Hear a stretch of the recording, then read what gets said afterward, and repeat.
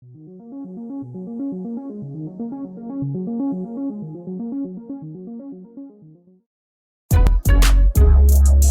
people reviews stuff.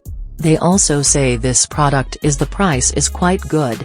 We've found pros and cons on this type of product. But overall, it's a supreme product and we are well recommend it.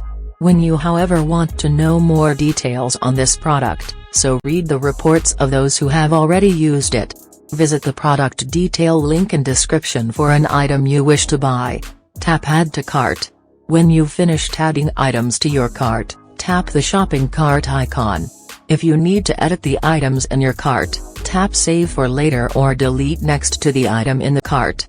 Tap proceed to checkout and follow the on-screen instructions. Review your order information and tap place your order to complete your purchase. You'll see an order confirmation screen when your purchase has been completed.